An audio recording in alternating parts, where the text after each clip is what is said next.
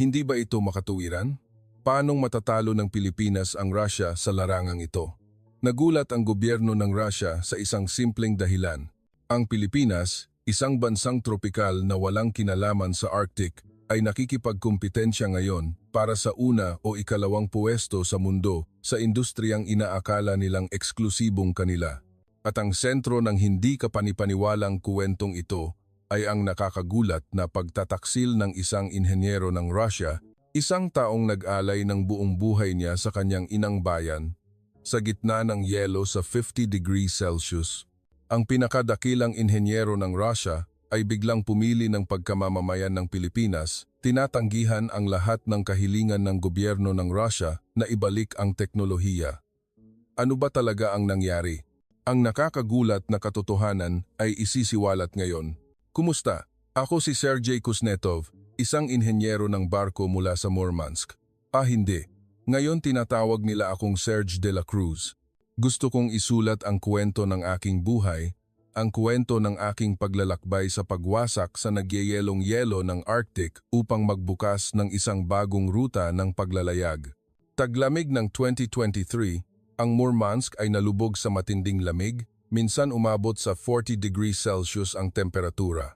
Ang lungsod na ito, na siyang duyan ng Arctic Fleet noong panahon ng Unyong Sobyet, ay binabalot ngayon ng anino ng paghina. Noong araw na iyon, dumating ako upang linisin ang shipyard ng aking ama na ipinasyang isara ng tuluyan. Bumukas ang kinakalawang na bakal na tarangkahan at ang shipyard ay lumitaw sa harap ko na parang isang malaking libingan. Dito ipinanganak ang ilan sa pinakamalakas na nuclear icebreaker sa mundo. Ngayon, isa na lang itong walang lamang guho. 40 taon nagtrabaho rito ang aking ama. Ang mga maalamat na barko na ipinagmamalaki ng Unyong Sobyet tulad ng Arctica at Cyber ay isinilang sa ilalim ng kanyang mga kamay. Napatay ang kuryente sa pangunahing gusali ng shipyard. Nagbukas ako ng flashlight, naghahanap-hanap sa dilim, patungo sa design room ng aking ama. Bumukas ang pinto at isang makapal na alikabok ang lumipad. Sa lamesa, nakahiga pa rin ang mga kalahating natapos na plano. Sa dingding, nakasabit ang larawan ng paglunsad ng barkong Arctica. Sa isang sulok na puno ng alikabok, nakita ko ang isang lumang safe. Iyon ang bagay na laging pinahahalagahan ng aking ama habang nabubuhay siya. Kalawangin na ang kandado, ngunit pagkatapos ng ilang pagsubok, nabuksan ko rin ito. Sa nanginginig na mga kamay, binuksan ko ang pinto ng safe. Bumuhos ang mga tumpok ng blueprint na naninilaw na sa paglipas ng panahon. Sa mga iyon, ang pinaka nakakaakit sa akin ay ang disenyo ng istruktura ng katawan ng Arctica. Sa kanang sulok ng blueprint ay may sulat kamay ng aking ama. Ang sikreto ng bow na makakabiyak sa yelo na may kapal na 2.50 metro sa isang pagsubok. Enero 1999, Ivan Kuznetsov. Nang masusing tingnan ko ang blueprint, natuklasan ko ang isang nakakagulat na katotohanan. Ang bow ay hindi lang gawa sa makakapal na bakal, kundi idinisenyo ito na may isang espesyal na anggulo at kurbada upang lumikha ng isang ganap na kakaibang paraan ng pagbangga sa yelo. Ang prinsipyo nito ay, ang bow ay aakyat sa ibabaw ng yelo gamit ang napakalaking bigat ng katawan ng barko upang diinan at basagin ang yelo. Ang anggulong iyon ay eksaktong 120 degrees. Ang mas nakakagulat pa ay ang isa pang dokumento na nakatago sa ilalim ng safe, nakabalot ng mahigpit sa isang plastic bag. Ang pamagat ng dokumento ay pag-aaral ng posibilidad ng aplikasyon sa supercooled liquefied natural gas carrier. Sa pagtingin sa petsa, nakita kong isinulat ito noong 1976 nang ang aking ama ay isa pa ring batang inhenyero. Sa pagbabasa ng dokumento, napagtanto kong ang aking ama ay may ideya na pagsamahin ang teknolohiya ng icebreaker sa LNG carrier mula pa noon. Ito ay isang detalyadong pag-aaral tungkol sa kung paano ligtas na maghatid ng LNG sa temperatura na 162 degrees Celsius sa pamamagitan ng malamig na rehiyon ng Arctic sa 50 degrees Celsius. Gayunpaman, noong panahong iyon, ang Unyong Sobyet ay nagdadala lamang ng gas sa pamamagitan ng pipeline, kaya ang pag-aaral na ito ay hindi kailanman nakakita ng liwanag. Sa ilalim ay may isang tala mula sa aking ama. Kung balang araw ay gagamitin sa komersyo ang ruta ng Arctic Sea, tiyak na magiging kailangan ang teknolohiyang ito. Ito ay tulad ng isang propesiya na tumitingin sa hinaharap. Sa sandaling iyon, nag-vibrate ang telepono sa aking bulsa. Isang news notification. Hindi ko sinasadyang sumulyap at halos huminga ako sa headline. Ang shipyard ng Subic Bay, Pilipinas, nanalo sa tender para sa Yamal project ng Russia. Kontrata para sa paggawa ng labang-point ice-breaking LNG carrier, nagkakahalaga ng 4.5 bilyon. Nanginginig ang aking kamay. Maingat kong binasa ang artikulo.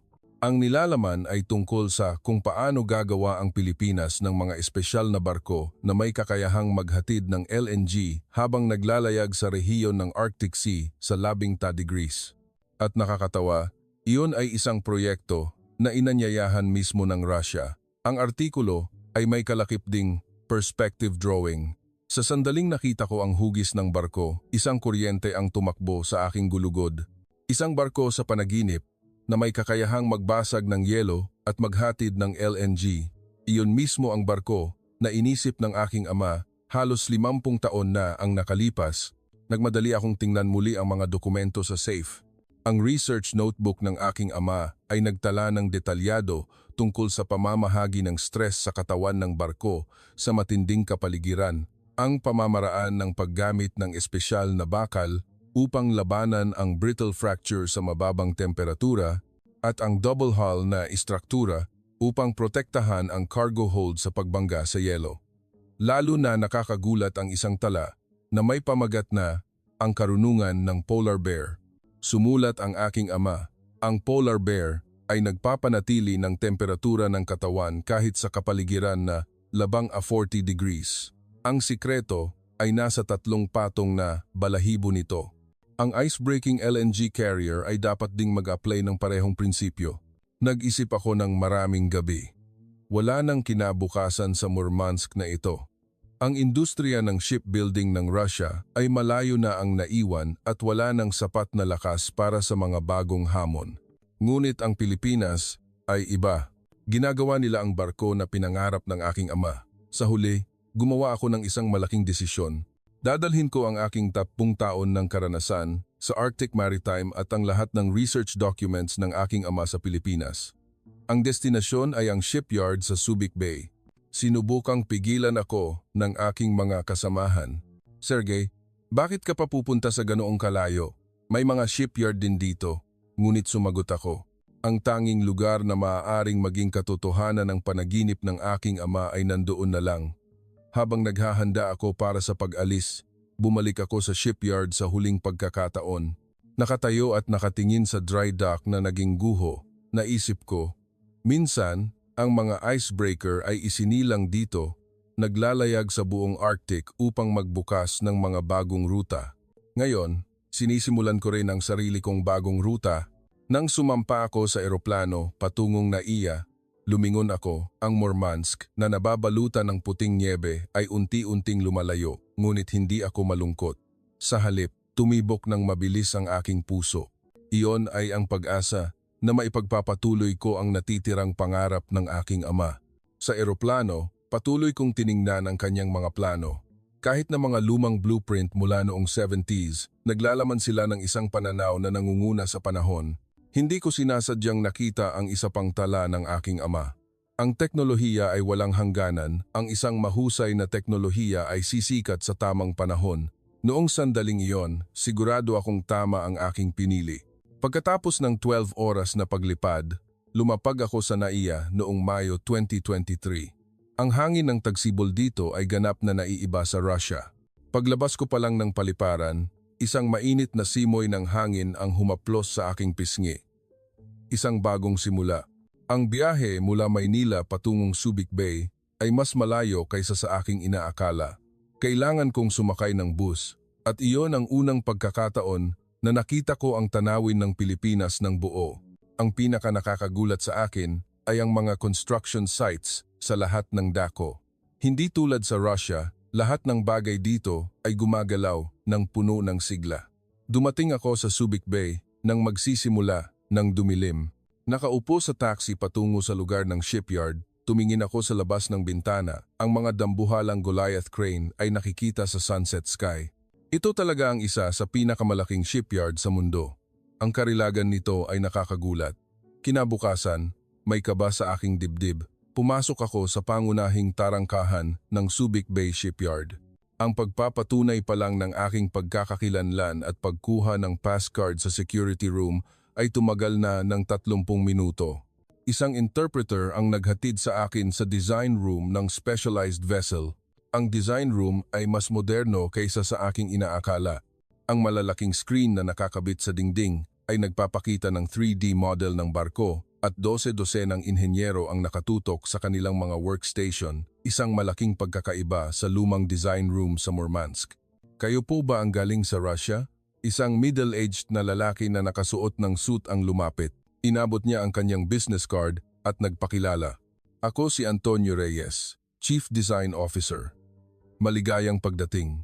Ang kanyang handshake ay magaspang ngunit napakainit. Iyon ay kamay ng isang inhenyero na alam ang trabaho sa site. Opo, galing po ako sa Murmansk. Sergei Kuznetsov ang pangalan ko. May 30 taon akong karanasan sa pagdisenyo ng icebreaker. Pagkatapos kong magsalita, nagsimulang lumingon ang mga inhenyero sa paligid. Isa sa kanila ang lumapit, isang batang babaeng inhenyero. Ang diploma niya mula sa MIT na nakasabit sa dingding ay kapansin-pansin. Ako si Maria Santos, Design Engineer. Tiningnan niya ako mula ulo hanggang paa na may matalim na tingin. Pero ang Russia ay may icebreaker technology lang, wala namang LNG vessel technology.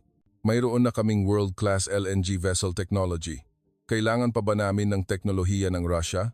Ang tono niya ay puno ng kumpiyansa at may bahid ng pagdududa. Maingat kong kinuha ang blueprint ng aking ama mula sa aking bag. Pwede po bang tingnan ninyo ito?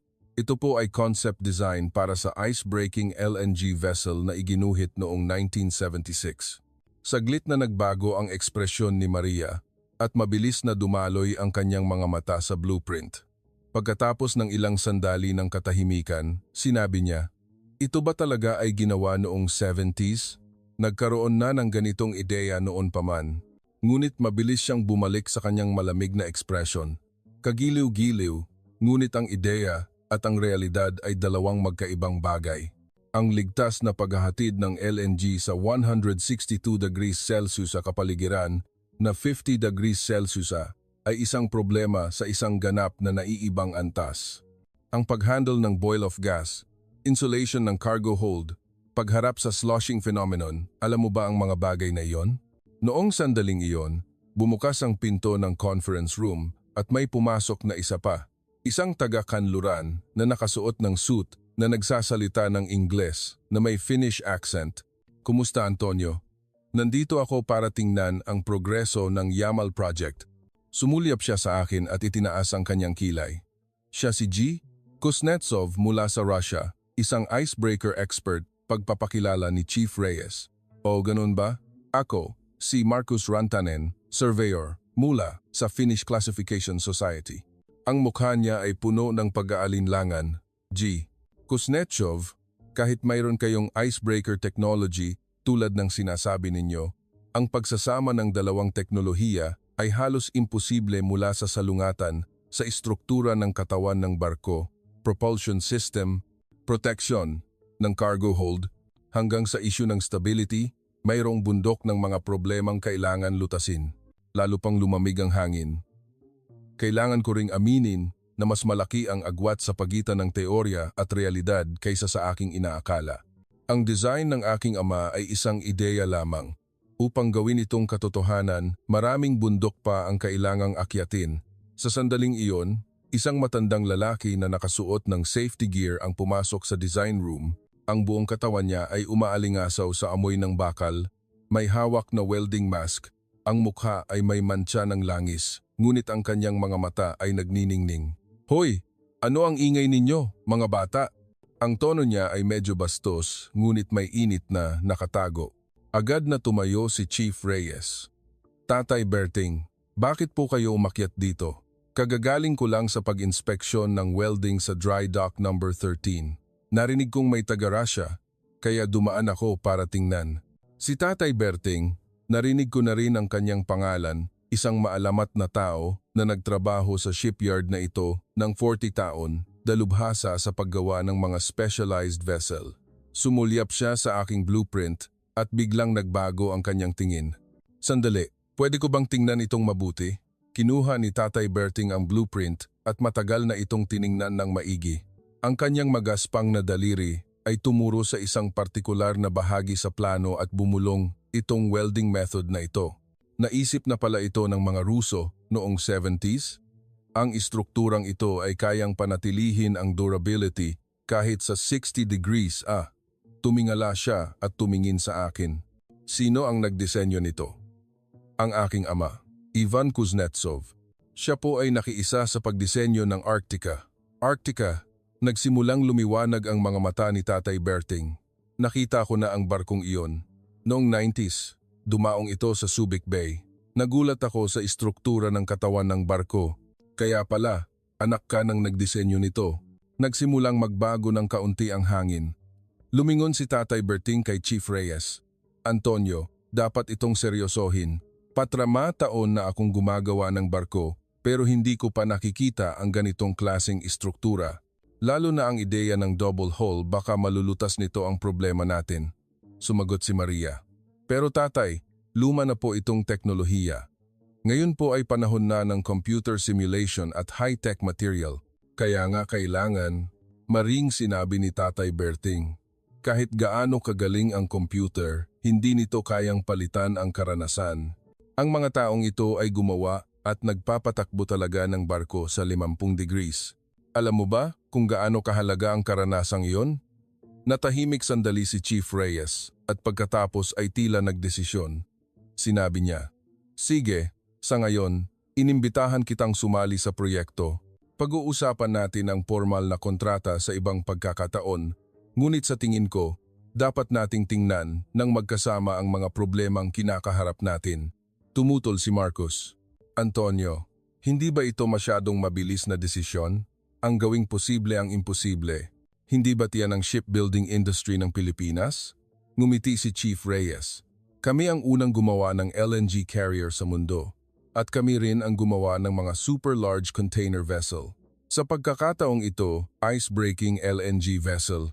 Hindi ba't sulit itong hamunin?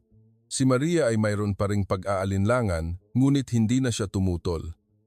Marahil ay nirerespeto niya ang desisyon ni Chief Reyes. Kung gayon, una sa lahat, ipapakita ko ang mga problemang kinakaharap natin. Binuksan ni Chief Reyes ang malaking screen. Ang Yamal Project ay isang super project na magdadala ng LNG mula sa Arctic region ng Russia patungong Asia at Europa. Ang barko ay kailangang maglakbay sa Arctic Sea na nakababalot sa yelo buong taon. Lumabas sa screen ang mapa ng Arctic Ocean. Isang ruta ang iginuhit mula sa Yamal Peninsula, dumaan sa Arctic Ocean, patungo sa Europa at Asia. Ito ang pinakamalaking problema, dagdag ni Maria. Ang mga karaniwang icebreaker ay gumagamit ng diesel-electric o nuclear propulsion. Ngunit ang LNG carrier, dahil sa kaligtasan, ay hindi maaaring gumamit ng mga sistemang ito. Bukod pa rito, ang cargo hold ay sumasakop sa malaking bahagi ng katawan ng barko kaya madaling masira ang istruktura. Tumango ako. Tama, kaya iminungkahi ng aking ama ang paggamit ng azimuth-podded propeller. Kung maraming propeller na kayang umikot ng 360 degrees ang ikakabit, hindi lang ito makakabasag ng yelo habang sumusulong, kundi pati na rin habang umaatras. Ice-breaking habang umaatras? Nagulat si Maria. Opo, kapag masyadong makapal ang yelo, aatras ang barko para kumuha ng tulin, pagkatapos ay gagamitin ang likod ng barko para bumangga sa yelo at sumulong muli. Uulitin ito. Upang magawa ito, kailangan ding may ice-breaking structure ang likod ng barko, umiling si Marcos. Sa teorya, posible. Ngunit upang gawin itong katotohanan, sinubukan na ng Russia noon. Sigurado ako, mariin kong sinabi. Pero sa mga karaniwang icebreaker lang, hindi sa LNG carrier, at may karanasan ako tungkol doon. Sumingit si Tatay Berting, ang pagkakaroon ng karanasang iyan ang mahalaga. Kahit ilang beses tayong magpatakbo ng simulation, magkakaiba pa rin ang mga aktwal na problemang kakaharapin sa Arctic. Nagbigay ng konklusyon si Chief Reyes. Sige, bukas, opisyal nating sisimulan ang pagtingin sa disenyo Sergey, magpahinga ka muna ngayon at magkita tayo bukas ng 8 a.m. Nang umalis ako sa design room, komplikado ang aking nararamdaman. Inasahan kong hindi ako tatanggapin, ngunit hindi ko inaasahan na magkakaroon ng pagkakataon ng ganoon kabilis. Tinapik ni Tatay Berting ang aking balikat. Huwag mong masyadong isipin iyon. Ganyan talaga sa simula. Patunayan mo lang sa pamamagitan ng kakayahan mo. Nang gabing iyon, inayos ko ang aking bagahe sa isang maliit na inn sa Subic Bay. Nakatingin sa labas ng bintana, ang mga ilaw ng shipyard ay nagniningning buong gabi. Magiging katotohanan kaya ang pangarap ng aking ama dito? Ginugol ko ang aking unang gabi na may kaba at pananabik. Ang unang 10 buwan sa Pilipinas ay mabilis na lumipas. Bawat umaga, maaga akong pumapasok at nananatili sa design room hanggang gabi. Ang mga kasamahan ko na noong una ay malamig ay unti-unting nagbukas ng kanilang mga sarili, lalo na si Tatay Berting, ang haring bakal. Marami akong natutunan sa pagsama sa kanya sa iba't ibang workshop araw-araw. Sergey, kahit gaano kaperpekto ang disenyo, kung hindi ito magawa ng maayos sa site, wala ring silbi. Laging sinasabi ni Tatay Berting, ang isang weld, isang bolt sa Arctic ay maaaring magdesisyon sa buhay ng buong barko. Nagtrabaho kami ng buong lakas upang pagsamahin ang icebreaker design ng Russia at ang LNG vessel technology ng Pilipinas. Daan-daang beses na simulation, paggawa ng miniature model para subukan sa tangke ng tubig. Si Maria ay napakahigpit pa rin, ngunit ang kanyang matatalim na kritisismo ang nakatulong sa design na maging mas perpekto.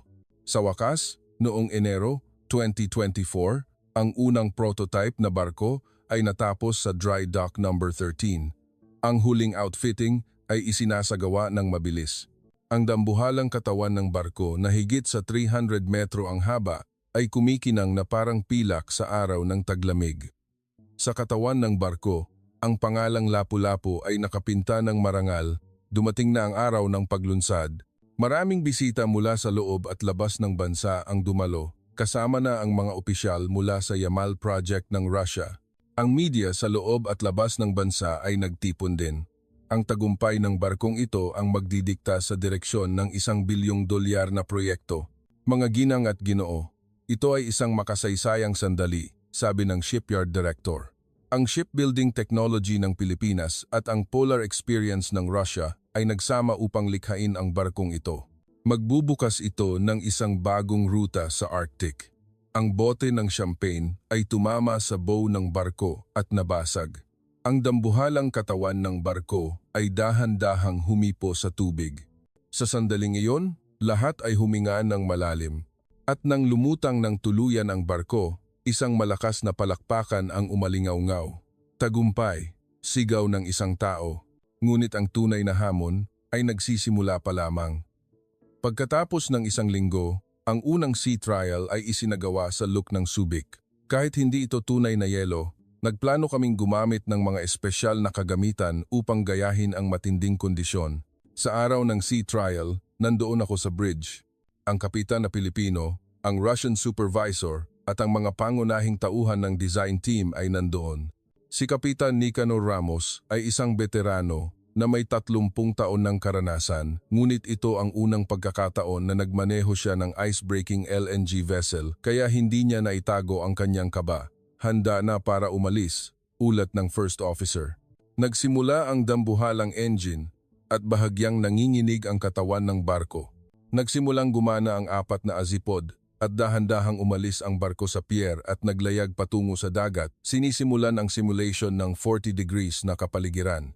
Kinokontrol ni Maria ang control panel. Nagsimulang gumana ang cargo temperature monitoring system. 15 individual na cargo hold na puno ng LNG ay pinalamig sa 163 degrees. Kapag bahagyang tumaas ang temperatura, lilitaw ang boil-off gas at sa pinakamalalang sitwasyon, maaari itong sumabog. Ang unang 2 oras ay naging maayos, normal ang lahat ng sistema at matatag ang katawan ng barko. Pagkatapos makumpleto ang pangunahing performance test ng paglalayag, sinimulan namin ang maneuverability test. Biglang lumiko ng 90 degrees sa kaliwa, utos ni Kapitan. Ito ay isang biglaang pagliko na hindi maiisip para sa isang barko na may ganitong laki. Ngunit kailangan ng icebreaker na magkaroon ng ganoong kakayahan upang maiwasan ang mga iceberg. Bahagyang tumagilid ang katawan ng barko. Sa sandaling iyon, isang masamang tunog ang umalingaw-ngaw. Clang! Tunog ng metal na binaluktot, at kasabay nito, nagsimulang tumunog ang alarm horn. Hindi normal ang temperatura ng cargo hold number 3. Tumataas ito sa 150 degrees. Ang nagmamadaling boses ni Maria ay umalingaw-ngaw sa buong bridge. Ang pulang ilaw sa control panel ay umilaw. Mukhang nagkaroon ng problema sa insulation material. Ang stress mula sa biglaang paggalaw ng katawan ng barko ay sumira sa insulation system. Bawasan ang bilis. Hinto ang makina. Sigaw ni Kapitan, ngunit huli na. Patuloy na tumaas ang temperatura at ang presyon sa loob ng cargo hold ay umabot na rin sa mapanganib na antas. May gas leak! Na-activate ang safety valve ng hold number 3. Gumana ang automatic safety system. Nagsisimula na maglabas ng boil-off gas. Ngunit sa proseso, isang crack ang lumitaw sa istruktura ng katawan ng barko. Nagsisimulang pumasok ang tubig sa kaliwang gilid. Nagulat ang isang mandaragat sa deck nang may pagmamadali. Si Igor, ang Russian supervisor, ay namutla at nagsabing, "Kalamidad na ito. Bumalik agad sa port." Malakas na umalingaw-ngaw ang emergency alarm. Nagsimulang magbakwit ang lahat ng crew papunta sa deck. Buti na lang at walang nangyaring pagsabog, ngunit unti-unting tumatagilid ang barko. Lahat magsuot ng life jacket, maghanda para umalis sa barko, utos ni Kapitan. Gayunpaman, hindi tuluyang lumubog ang barko. Mabilis na dumating ang Maritime Rescue Force at mga tugboat upang magsagawa ng mga emergency measure. Pagkatapos ng ilang oras ng pakikibaka, sa wakas ay nahila pabalik sa port ang barko. Sa port, maraming reporter ang naghihintay. Sa gitna ng mga flash ng kamera, bumaba kami ng barko na may mabigat na damdamin. Ang ice-breaking LNG vessel na made in Philippines ay nagkaproblema sa unang pagsubok. 4.5 bilyon ang nawala. Ang presyo ng isang mapanganib na hamon. Ang teknolohiyang binitawan ng Russia na bigurin ng Pilipinas. Kinabukasan, punong-puno ng ganyang mga headline ang mga pahayagan, lalo na hinulaan ng mga pahina ng negosyo. Nabababa ng husto ang presyo ng stock ng shipyard at nagbigay ng matinding kritisismo. Nang bumalik kami sa shipyard, ang naghihintay sa amin ay ang malamig na tingin ng mga executive. Isang emergency meeting ang ipinatawag. "Antonio, ano ito?" Sigaw ng isang vice president habang hinahampas ang mesa. Ang Russian client ay nag-aalangan, sinasabi na pinag-iisipan nilang kanselahin ang kontrata. Yumuko si Chief Reyes. "Humihingi po ako ng paumanhin. Nagkaroon po ng problema na hindi namin inaasahan." "Hindi inaasahan? Kung gayon, ano ang inaasahan ninyo?" Napakabigat ng kapaligiran. Iminungkahi ng ilang executive na iwan na ang proyekto. Masyadong malaking hamon ito sa simula pa lang. Kung hindi ito nagawa ng Russia, paano natin gagawin? Si Maria ay nalulunod sa pagkadama ng pagkakasala. Bumalik sa design room, nakaupo lang siya at nakatitig sa screen ng matagal. Ako ang may pananagutan sa insulation system design. Siguro nagkaroon ng pagkakamali sa pagkalkula ng coefficient of shrinkage sa super low temperature. Kasalanan ko. Umiling din si Marcus. Sa totoo lang, imposible ito sa simula pa lang. Ang icebreaker at LNG vessel ay dalawang magkaibang uri ng barko. Ang pagpilit na pagsamahin sila ang nagdulot nito. Nang gabing iyon, ang design room ay nabalot ng mabigat na katahimikan. Isa-isang umalis ang lahat at kaming tatlo na lang ang naiwan. Ako, si Chief Reyes at si Tatay Berting. "Sergey," pagod na sabi ni Chief Reyes. "Tungkol dito, hindi ko talaga alam kung paano ako hihingi ng paumanhin sa iyo. Hindi ko rin alam ang gagawin." "Hindi po, siguradong may problema rin sa aking disenyo. Ang teorya at realidad ay magkaiba talaga." Si Tatay Berting ay naninigarilyo habang nakatingin sa labas ng bintana, masyadong maaga para sumuko. 14 taon na akong gumagawa ng barko at walang pagkakataon na naging matagumpay ito sa unang subok pa lang. Ngunit masyadong mataas ang pader ng realidad. Kinabukasan, inihayag ng mga executive na babawasan ng husto ang saklaw ng proyekto. Gayunpaman, hindi nila ito tuluyang binitawan at nagdesisyon silang suriin ng mabuti ang sanhi ng pagkabigo at subukan muli. Maraming inhenyero ang inilipat sa ibang proyekto. Nagdesisyon si Maria na manatili. Nabigo man, marami akong natutunan. Sa pagkakataong ito, gusto kong gawin itong tama. Pagkatapos ng isang linggo, tiningnan namin muli ang prototype na barko na muntik nang lumubog. Pagkatapos iangat ang katawan ng barko upang suriin ang bahagi ng pinsala, mas malala ang problema kaysa sa aming inaakala. Hindi lang ito problema sa insulation, nakita rin namin ang depekto sa istruktura mismo ng katawan ng barko. Sa ganitong antas, kailangan nating idisenyo muli ang buong barko, ulat ng structural engineer. Ang sitwasyon ay talagang walang pag-asa. Ang oras, budget, at pinakamahalaga, ang tiwala ng kumpanya ay nauubos na. Nang gabing iyon binuksan ko muli ang notebook ng aking ama. Masyado bang idealistic ang kanyang pangarap o may nalampasan ba ako? Sa sandaling iyon, isang sulat niya ang tumama sa aking mata. Ang pagkabigo ay data para sa tagumpay. Ang polar bear ay hindi ipinanganak na marunong lumangoy. Hindi pa nakakalipas ang shock ng pagkabigo. Ang mga praktikal na problema ay dumating na. Ang budget ng proyekto ay frozen, tanging ang mga core personnel lang ang naiwan at karamihan sa iba ay inilipat sa ibang proyekto. Ngunit ang tingin ng mga nanatili ay lalong nagiging matatag. Halika, ngayon pa lang ang totoong simula, sabi ni Chief Reyes habang tiningnan kami sa lumiit na conference room. Nabigo tayo, kaya alam na natin kung nasaan ang problema. Ulitin natin. Si Maria ay walang tigil na nagsusuri ng data mula sa aksidente. Ang kanyang workstation ay nalubog sa mga blueprint at spreadsheet. Ang computer screen ay patuloy na nagpapatakbo ng simulation program. Nakita ko na, pagkatapos ng isang linggo, sumigaw siya ng may pananabik. Tama ang pagkalkula ng coefficient of shrinkage sa super low temperature. Ang problema ay hindi natin naisip ang complex stress kapag ang katawan ng barko ay binaluktot at nagbabago ang temperatura ng sabay-sabay. Tiningnan ko muli ang notebook ng aking ama at pagkatapos ay nakita ko ang isang mahalagang clue. Tingnan ninyo ito, sabi ko. Sa ilalim ng tala na ang tatlong patong na balahibo ng polar bear may isang maliit na linya. Gamit ang magnifying glass at tiningnan ng mabuti, nabasa ko ang nilalaman, bawat patong ay dapat gumalaw ng hiwalay. Ang fixed ay ang simula ng pagkasira. Pinalo ni Tatay Berting ang kanyang hita. Iyon, masyado nating hinigpitan ang insulation. Kailangan nating bigyan ito ng espasyo upang gumalaw. Ngunit ang paggawa ng ganoong komplikadong istruktura ay isa pang problema. Bukod pa rito, wala nang dagdag na budget. Ako na ang susubok, sabi ni Tatay Berting habang tumatayo. Tatawagan ko ang mga kaibigan ko na nagretiro na. Siguradong magiging interesado sila sa ganitong hamon. Nakakagulat.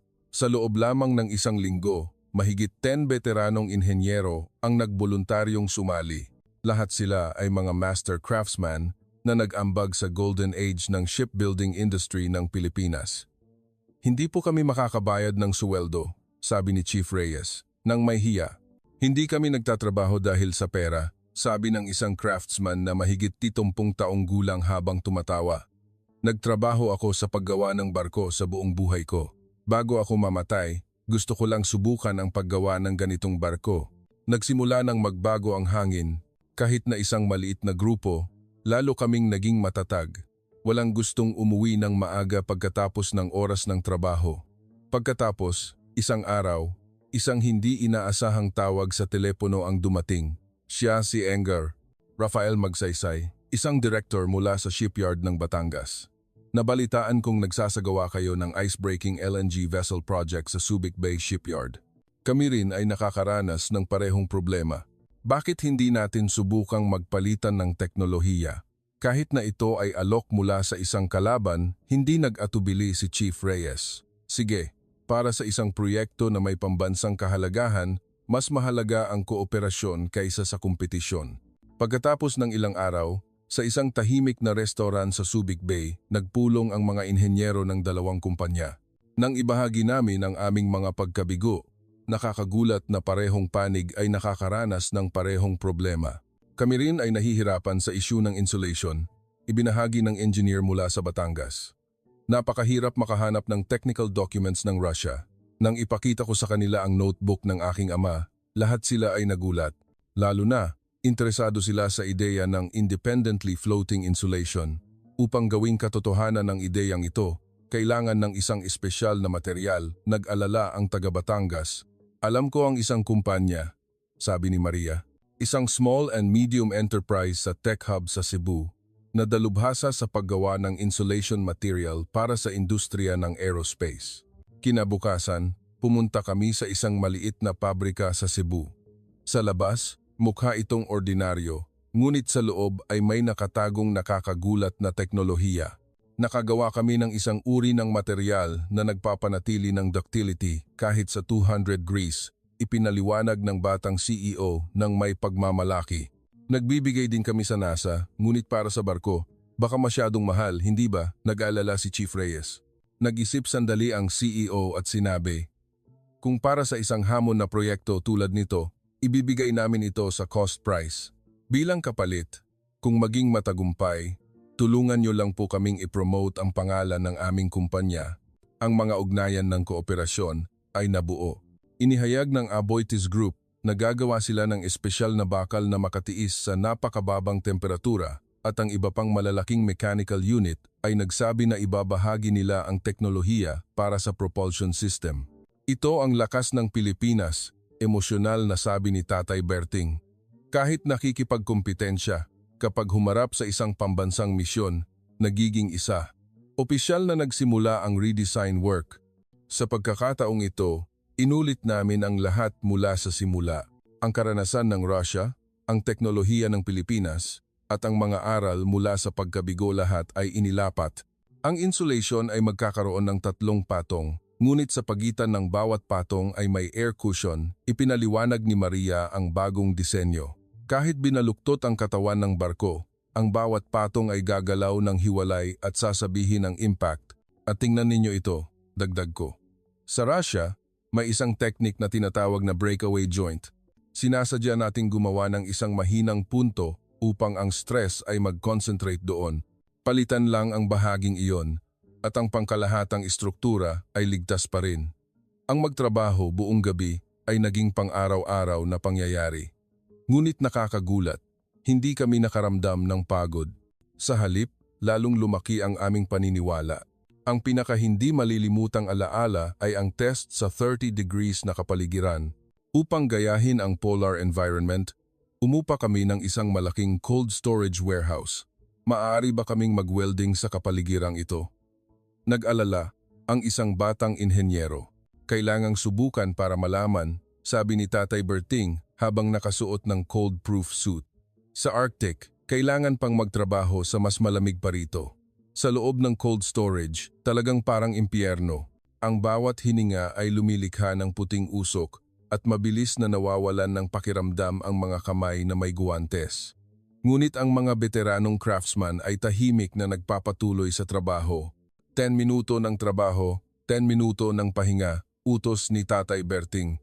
Huwag labis-labis, gawin ninyo ang estilo ng Russia.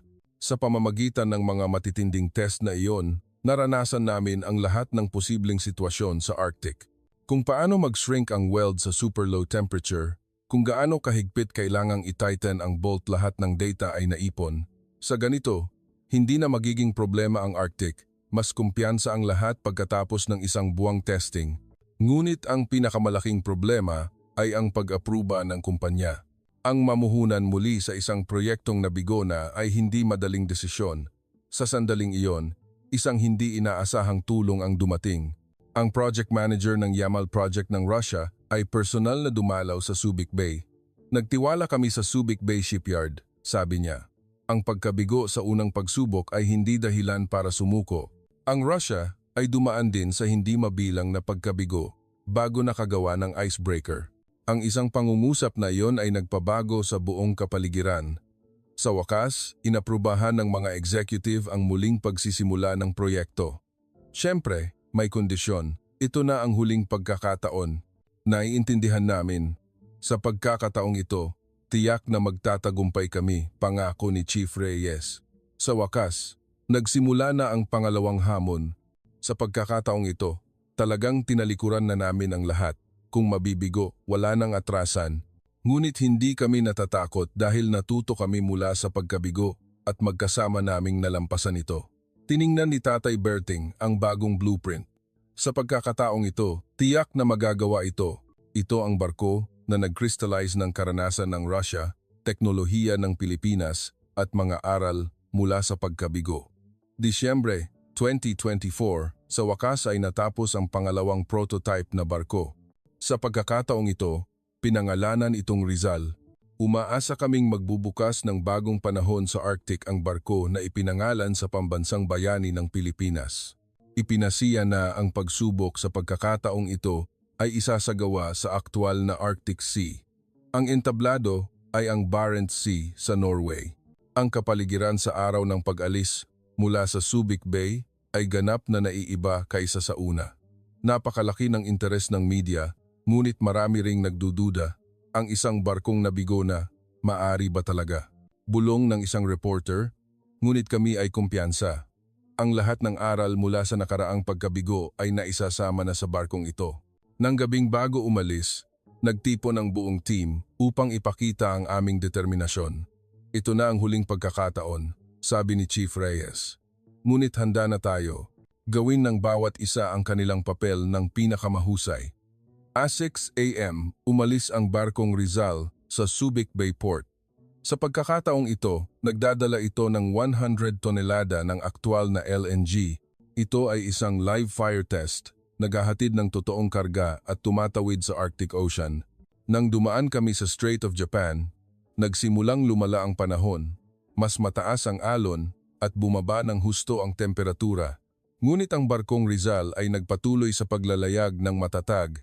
Kasalukuyang temperatura ng katawan ng barko, 20 degrees. Temperatura ng cargo hold, 163 degrees. Normal na operasyon, ulat ni Maria habang nakatingin sa screen. Ang bagong 3 patong na insulation system ay gumagana ng perpekto. Kahit na binaluktot ang katawan ng barko ng mga alon, ang mga patong ng insulation ay gumagalaw ng hiwalay at sinasabihan ng impact.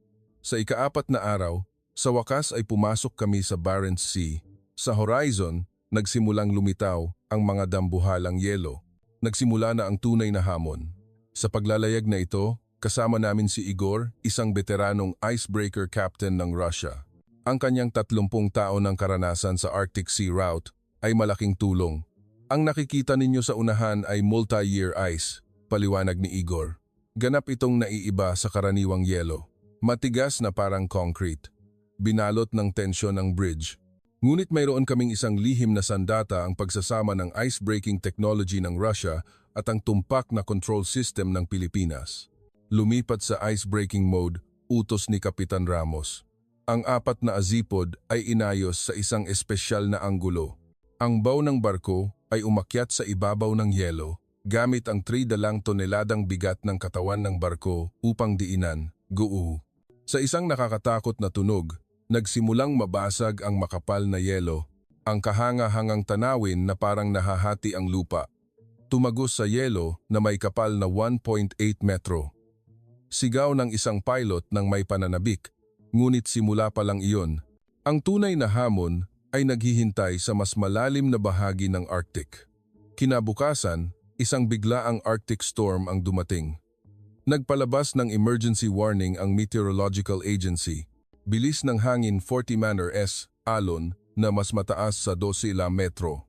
Magbakwit na agad. Saan kami magbabakwit? Ngumiti ng pilit si Igor. Ito ang Arctic. Ang tanging paraan ay ang harapin ito ng direkta. Sa gitna ng bagyo, pinatunayan ng barkong Rizal ang halaga nito. Ang mga dambuhalang alon ay tumama sa deck, ngunit matatag ang katawan ng barko. Pinakamahalaga, ang cargo hold ay ganap na protektado. Normal ang lahat ng cargo hold, walang pagbabago sa temperatura. Ang boses ni Maria ay nagpapakita ng kaluwagan. Sa sandaling iyon, isang mas malaking hamon ang dumating, isang dambuhalang iceberg ang lumitaw sa unahan, hindi ito maiiwasan. Reverse icebreaking mode, utos ni Igor. Ito ay isang natatanging teknik ng mga Russian icebreaker, ang paggamit ng likod ng barko upang basagin ang yelo habang umaatras. Ang mga azipod ay umikot ng 180 degrees. at ang barkong Rizal ay umatras. Pagkatapos, sumugod ito ng buong bilis. Boom! Sa pagkakataong ito, isang talagang dambuhalang bloke ng yelo ang nabasag.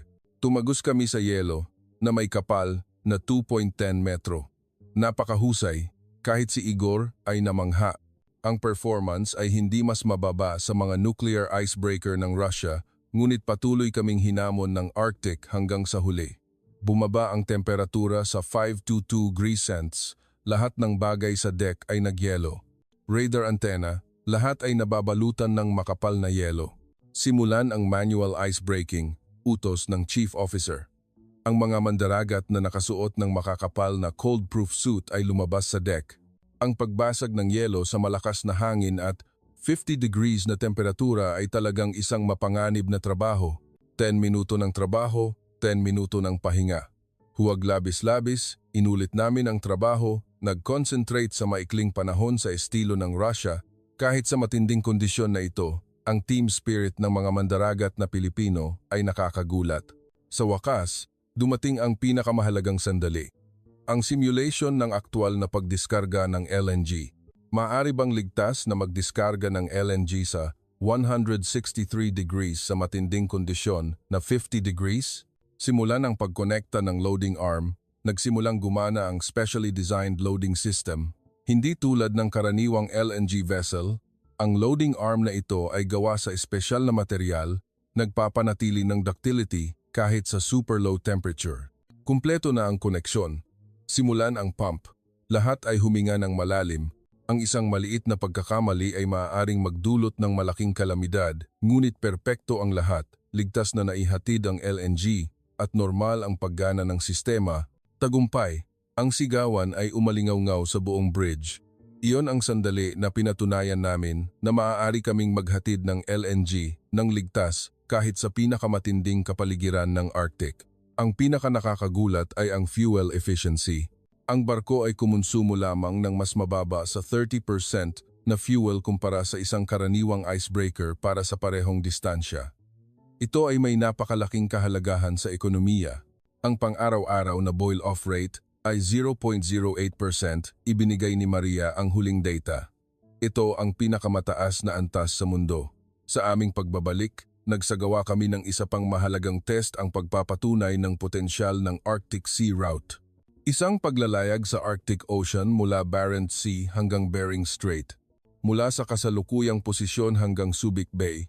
Gaano katagal ang inaasahan? Tanong ni Kapitan Ramos. 12 araw po, sagot ng pilot. Kung dadaan sa Suez Canal, 30 araw. Ibig sabihin, nabawasan ng 17 araw. Lahat ay nagulat. Ito ay nangangahulugang higit pa sa pagpapaikli ng oras. Nangangahulugan ito ng pagtitipid sa fuel cost, pagbawas sa carbon emissions, at ang pagsilang ng isang ganap na bagong ruta ng kalakalan. Nang lumabas kami sa Arctic Ocean at dumaan sa Bering Strait, nagdaos kami ng isang maliit na celebration party. Ang teknolohiya ng Russia at Pilipinas ay nagtagpo upang magbukas ng isang bagong ruta. Itinaas ni Chief Reyes ang kanyang baso. At isang toast para sa ating lahat na tumayo mula sa pagkabigo. Idinagdag ni Tatay Berting, kapag nagsimulang lumitaw ang Subic Bay Port, hindi kami makapaniwala. Nagawa namin talaga ito. Binasag namin ang yelo ng Arctic at nagbukas ng isang bagong ruta ng paglalayag. Sa Pilipinas, maraming tao ang naghihintay, hindi lang ang press, kundi pati na rin ang mga executive ng kumpanya at mga pamilya. Nagsisimula ang bagong kabanata sa shipbuilding industry ng Pilipinas. Nagsisimula ang panahon ng Arctic Sea Route. Sa gitna ng nagdiriwang na crowd, bigla kong naisip ang aking ama. Ang barkong pinangarap niya 50 taon na ang nakalipas ay naging katotohanan na sa wakas. Ngunit ang kagalakan ay hindi nagtagal. Isang hindi inaasahang pangyayari ang nagpabago sa lahat.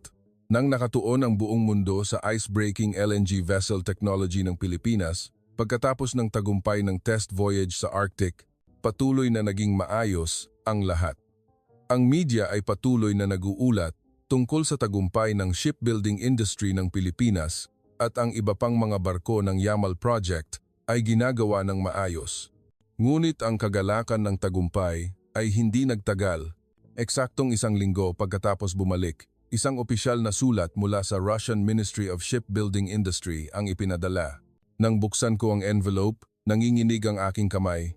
Si Sergei Kuznetsov ay inakusahan ng iligal na paglabas ng core national technology sa ibang bansa, humihiling na agad siyang bumalik sa bansa para sa investigasyon.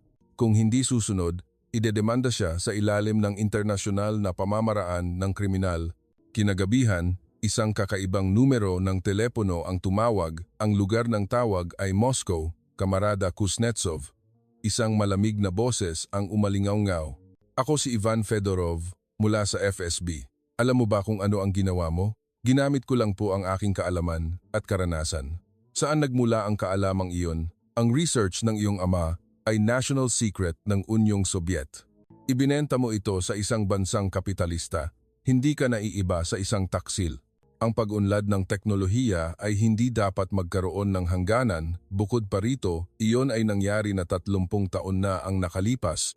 Ireserba mo ang mga pagdadahilan na iyon para sa hukuman sa Moscow. Kung hindi ka babalik sa loob ng 1 linggo, maglalabas kami ng international na warrant of arrest. Pagkatapos matapos ang tawag, matagal akong nanatili nang walang kibo. Ang pangarap ay naging katotohanan pa lamang. Babagsak ba ang lahat sa isang iglap? Kinabukasan, ang mga news report ay punong-puno ng aking kwento. Inakusahan ng Russia ang Pilipinas sa ice-breaking LNG vessel technology leak, pag-aaway tungkol sa Soviet-era secret technology. Panganib ng paglala sa internasyonal na hidwaan, nagpatawag ang kumpanya ng emergency meeting para sa pagharap. G. Kuznetsov, anong mga dokumento po ba talaga ang ginamit ninyo? Tanong ng isang lawyer. Ang personal na research notebook ng aking ama at ang aking 30 taon ng karanasan, wala po akong dalang anumang national secret document ng Unyong Sobyet. Mariing sinabi ni Chief Reyes, poprotektahan namin si Sergei hanggang sa huli. Nag-ambag siya sa proyekto ng legal. Ngunit nagpatuloy ang presyon mula sa Russia. Pagkatapos ng 2 araw, isang counselor mula sa Russian Embassy ang personal na dumating para makipagkita sa akin.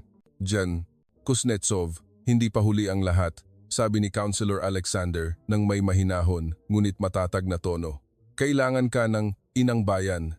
Kung babalik ka at makikipagtulungan sa investigasyon, maaari ka naming patawarin. Paano kung tumanggi ako? Hindi na yan ang sarili mong problema. Ang iyong pamilya at kamag-anak na naiwan sa Russia, kailangan mo ring isipin ang kanilang kaligtasan. Iyon ay isang lantad na banta. Ngunit nagdesisyon na ako. Naniniwala ako na ginawa ko ang tamang bagay. Ang Arctic Sea Route ay hindi para sa Russia lang, kundi para sa buong sangkatauhan. Tumayo ang counselor na may malamig na mukha. Pagsisisihan mo ito. Nang gabing iyon, isang hindi inaasahang bisita ang dumating. Isang mataas na opisyal mula sa gobyerno ng Pilipinas. G. Kuznetsov, handa ang gobyerno ng Pilipinas na protektahan kayo, mahina niyang sinabi. Kung gusto ninyong kumuha ng espesyal na pagkamamamayan, ipoproseso namin ito ng mabilis hanggat maaari. Talaga po bang posible iyon? Nagbigay kayo ng mahalagang kontribusyon sa pag-unlad ng shipbuilding industry ng Pilipinas. May obligasyon kaming protektahan ang mga talentadong tao tulad ninyo.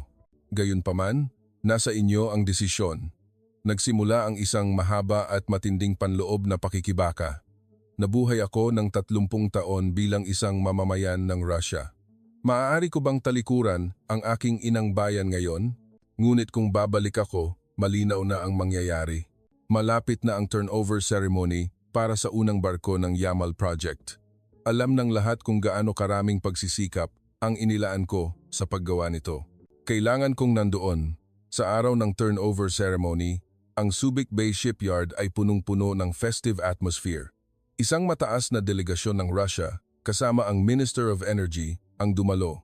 Napaka-komplikado ng tingin nila sa akin. Sergei, tahimik na lumapit sa akin ang isang Deputy Minister of Energy.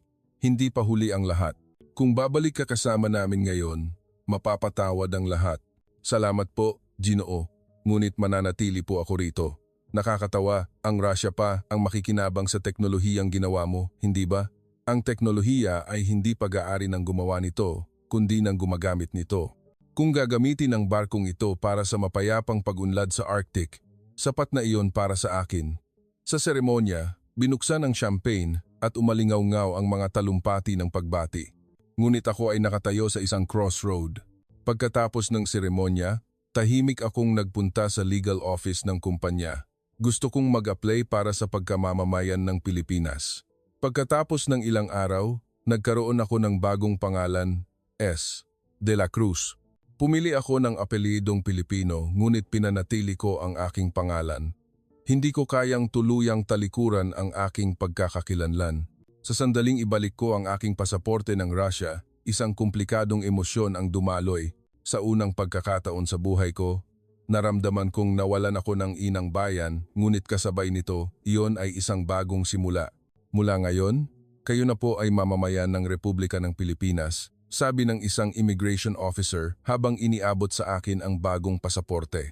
Nang bumalik ako sa Subic Bay Shipyard, masiglang tinanggap ako ng aking mga kasamahan. Ngayon, talagang isa ka na sa amin, Kuya Serge, sabi ni Tatay Berting habang tinatapik ang aking likod. Nagbigay din ng taos-pusong pagbati si Maria. Ang pagkamamamayan ay maaaring magbago, ngunit ang kakayahan ay hindi. Si Engineer Serge ay ang pinakamahusay pa rin, ngunit ang pinakamalaking aliw ay nagmula kay Chief Reyes. Para sa isang inhenyero, ang tunay na inang bayan ay ang lugar kung saan masusulit ang kanyang teknolohiya. Tama ang pagpili ni Engineer Serge. Ganoon, ako ay naging Serge de la Cruz mula sa pagiging Sergey Naruso. Tulad ng pagbasag sa yelo ng Arctic, binali ko rin ang hangganan. Dumating ang unang tagsibol pagkatapos kong kumuha ng pagkamamamayan ng Pilipinas. Abril, ang mga bulaklak ng bougainvillea sa Subic Bay ay namumula ng husto. Ganap akong naging bahagi ng lugar na ito. Ang maglakad sa gilid ng port tuwing umaga at pumunta sa kumpanya ay naging natural na nakaugalian. Professor Serge, maaga ka na namang pumasok ngayon? Masayang bati sa akin ng guard sa pangunahing tarangkahan ng shipyard. Ngayon, tinatawag na nila akong Professor Serge. Ang Yamal Project ay umuusad ng maayos. Pagkatapos ng matagumpay na operasyon ng unang barko sa Arctic Sea Route, sunod-sunod ding inilunsad ang 14 pang barko. Nagsimulang mapansin ng buong mundo ang ice-breaking LNG vessel technology ng Pilipinas. Professor Serge, mainit na balita ito. Tumakbo sa akin isang umaga si Antonio Reyes na napromote na ngayon bilang Vice President. Nanalo rin tayo sa Arctic LNG 2 project. Sa pagkakataong ito, 20 barko. Nagsaya ang buong opisina sa Sigawan. Nanalo kami ng isa pang super project mula sa Russia. Sa pagkakataong ito, ang 3 patong na containment system at ang hybrid propulsion method na aming binuo ay napili bilang pangunahing disenyo mula sa simula. Ngayon, nangunguna na tayo sa ice-breaking LNG vessel market. Masayang sabi ni Maria, na Chief Design Officer na ngayon. Lahat po ay salamat sa inyo, Professor Serge. Ang pinakamahalagang pangyayari ay nang igawad sa akin ang titulo ng Honorary Citizen ng lungsod ng Subic Bay. Sa seremonya sa City Hall, mismong ang mayor ang nagbigay sa akin ng award, si G. Serge de la Cruz ay ang pagmamalaki ng Subic Bay. Siya ay isang tunay na global citizen na lumampas sa hangganan upang mag-ambag sa pag-unlad ng teknolohiya. At ngayon, siya ay mamamayan na namin. Nang tanggapin ko ang award, lumabo ang aking paningin. Pakiramdam ko ay nakahanap ako ng isang tunay na inang bayan sa isang malayo na bansa. Isang mas makabuluhang trabaho pa ang dumating. Nagtatag ang shipyard ng Polar Shipbuilding Technology Academy at ako ay itinalaga bilang head professor. Ang pagbabahagi ng karanasan sa polar vessel sa mga batang inhenyero ng Pilipinas ay isang malaking kagalakan. Sa 50 degrees na temperatura, paano magbabago ang bakal? Tanong ko mula sa podium. Tataas po ang brittleness, sagot ng isang estudyante. Tama. Kaya kailangan natin ng espesyal na alloy at espesyal na disenyo. Ngunit ang mas mahalaga ay ang unawain ang kalikasan. Hindi para labanan ito, kundi para makasabay dito. Sa pagtingin sa nagniningning na mga mata ng mga estudyante, nakaramdam ako ng pag-asa na sila ang magiging pinuno ng shipbuilding industry ng Pilipinas sa hinaharap. Pagkatapos, isang araw, may mga hindi inaasahang bisita ang dumating. Sila ay mga inhenyero mula sa Zvezda Shipyard ng Russia, Sergey. Hindi, Professor Serge. Nahihiyang tumawa si Vladimir, isang dating kasamahan. Nandito kami para matuto. Sa sandaling iyon, isang hindi maipaliwanag na emosyon ang bumangon sa aking puso. Ang mga taong tumawag sa akin na taksil ay dumating ngayon para matuto. Nagkamali kami sa iyo. Humihingi kami ng paumanhin, taos-pusong humingi ng paumanhin si Vladimir. Ngayon, naiintindihan na namin. Tama ka, ang teknolohiya ay walang hangganan. Mahigpit kaming nagyakapan. Iyon ang sandali na muli kong kinumpirma na ang teknolohiya ay talagang walang hangganan. Sa loob ng isang buwan, nagtrabaho ako kasama sila at ibinahagi ang lahat ng aking karanasan. Mula sa 3 patong na containment system hanggang sa welding technique sa super low temperature, ipinarating ko ang lahat ng walang tinatago. Ito ang tunay na technology exchange. Nasiyahan na sabi ni Tatay Berting habang nagmamasid. Ang pagbibigay at pagtanggap upang umunlad ng magkasama. Nang dumating ang taglagas, isang mas malaking pagbabago ang naganap. Opisyal na binuksan ang Arctic Sea Route. Ang distansya mula Subic Bay hanggang Rotterdam ay nabawasan mula 30 araw hanggang 15 araw na lumikha ng isang revolusyon sa industriya ng logistics. Isang bagong Silk Road ang nabuksan salamat sa ice-breaking LNG vessels ng Pilipinas. Ang mga internasyonal na pahayagan ay naguulat ng malawakan. Ang pinaka-ipinagmamalaking tagumpay ay sa usapin ng kapaligiran. Ang pagpapaikli ng ruta ay nakatulong upang mabawasan ang 40% ng taunang carbon emissions. Isang gabi, sa celebration party ng team, sinabi ni Vice President Reyes, Professor Serge, siguro dapat nating ihanda ang susunod na proyekto.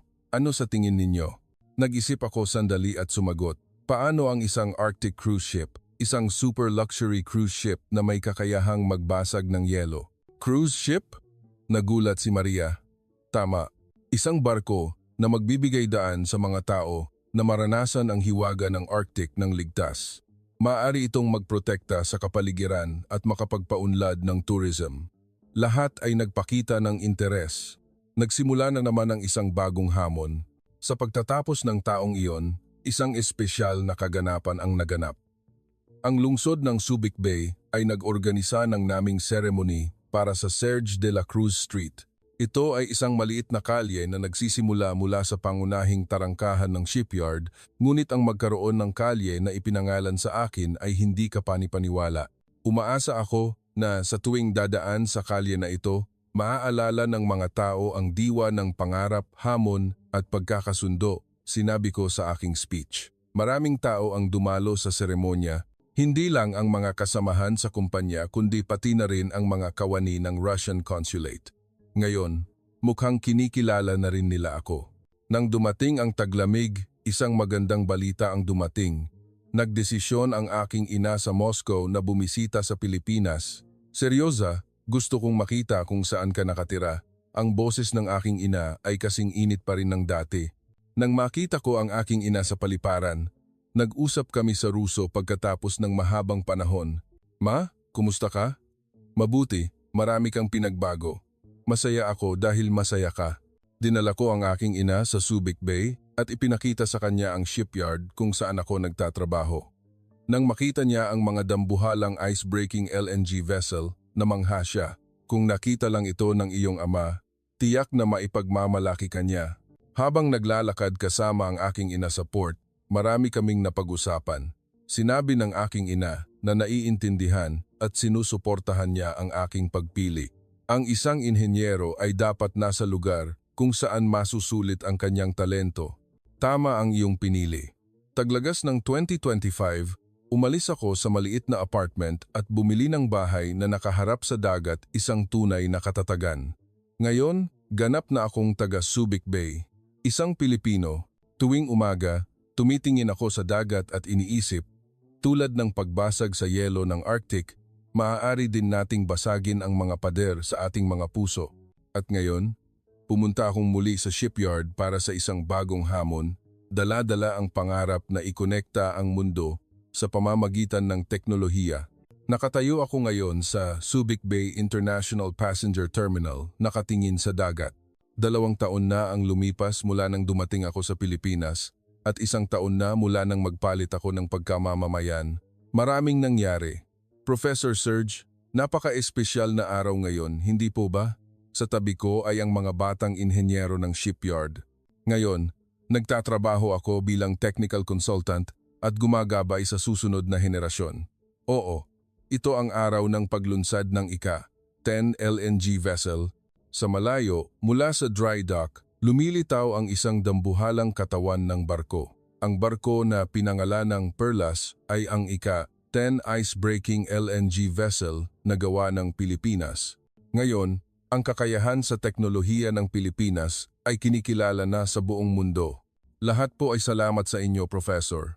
Masayang sabi ng isang batang inhenyero. Hindi, ito ang bunga ng buong shipbuilding industry ng Pilipinas, sagot ko. Ang Arctic Sea Route ay nagiging katotohanan na ngayon. Bawat taon, dumarami ang mga barkong dumadaan sa Arctic Ocean, nagbubukas ng mga bagong ruta ng kalakalan, isang ruta na tumutulong upang malutas ang dalawang problema ng sabay-sabay. Pagbawas sa logistics cost at pagbawas sa carbon emissions. Professor, kumusta na po ang relasyon sa Russia ngayon? Maingat na tanong ng isa pang inhenyero. Tutulungan sila ng oras na maunawaan. Ang pag-unlad ng teknolohiya sa huli ay magdudulot ng benepisyo sa lahat. Sa katunayan, kamakailan lamang, unti-unting nagbabago ang saloobin ng gobyerno ng Russia. Nagsimula silang aminin na ang ice-breaking LNG vessel technology ng Pilipinas ay malaking tulong din sa pag-unlad ng Arctic ng sarili nilang bansa. Hapon, isang espesyal na bisita ang dumating si Vice President Reyes. Professor Serge, may bago akong project proposal. Ano naman po ito sa pagkakataong ito? Tanong ko habang tumatawa. Isang supply ship para sa Arctic Research Station. Isang espesyal na barko para sa polar research. Ang mga hamon ay patuloy na nagaganap.